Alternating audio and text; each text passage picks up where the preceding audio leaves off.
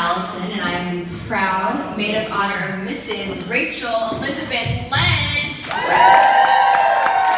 Shoulder to that. All right, Rachel and I met at Boston University at the young, fresh age of 18.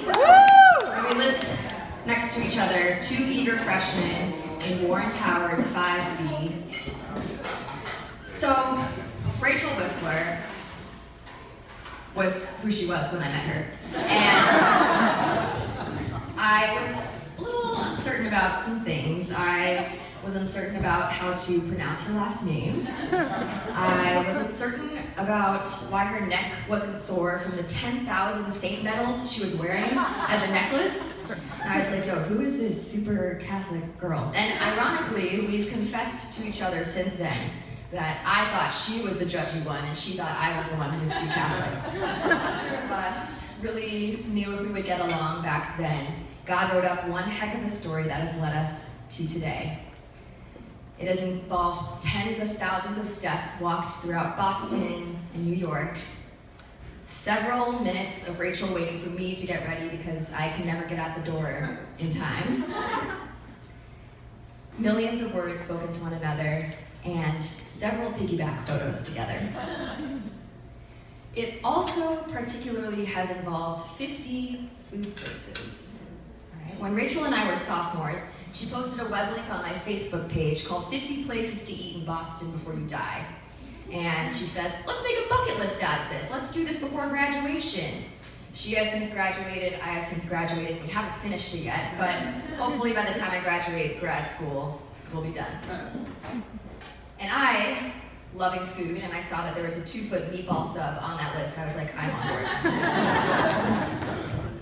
But for our first endeavor, we decided to go to a restaurant in Kenmore Square called Thai Dish. And the list told us to eat some spicy Thai food. All right, and we made this first endeavor open to our friends, but the only person who committed was the one and only Austin Lent. And now, I've heard that Austin doesn't even like spicy food, so we know the real reason why he was coming. So, we ate dinner, we walked across the Massachusetts Avenue Bridge, they were having a great time, we were all having a great time talking, but the more we walked throughout the night, the more I just sort of started to walk behind them, and I had a really great view, of the Boston skyline, and also the back of their heads as they were teasing each other about baseball rivalries, and it was a good time. But this was an important night. Not only was it the first night of 50 restaurants, not only was it the first night that I really knew what third wheeling actually meant, but it was also the first time that I saw Rachel and Austin potentially being able to date one another. And when the best friend approves of the boy, he's in. Since that fateful evening at Thai Dish, Austin and Rachel have delved into realms deeper than just baseball rivalries, which I know is hard for some people to believe. But they have shown me the essence of a God-centered relationship. I don't know when the tradition started, but these two have made it a point to go to weekly Mass and adoration dates, where they can sit side by side, looking to the Lord who gave them as a gift to each other. And whether those times involved tears of frustration or sorrow, or smiles of thanksgiving and praise, Austin and Rachel have allowed God to see them through it all, because they have sought to see God in one another.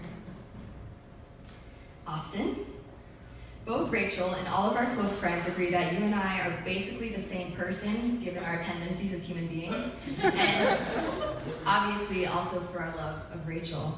And if that is true, then you know that no matter how much Rachel might drive you crazy, you have an incredible woman by your side.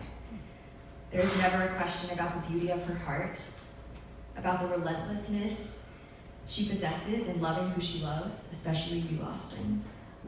And there is never a question that you have a desire to take care of this gift from God that is Rachel, the desire of a true man who seeks to love as God wills him to love.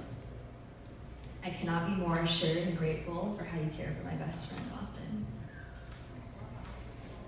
Rachel, no matter how much Austin might drive you crazy, you have a wonderfully patient man by your side. for the rest of your life, and he has pursued your heart with a simple yet profound love that has transformed you into the best version of yourself. The version of you who knows her feminine genius, who allows herself to be treated like a queen by the man who pursues her, but who can also hold her own and reign like a graceful, poised queen. You have loved Austin to his core, and you are both better for that. Rachel and Austin, God loves you both so much. I love you both so much, and how wonderful it is to see your great love for one another. I and all of your loved ones are praying for you always. I look forward to see how God changes the world through your marriage, whether in big ways or small ways. So everybody raise your glass, and congratulations to Mr. and Mrs. Lynch.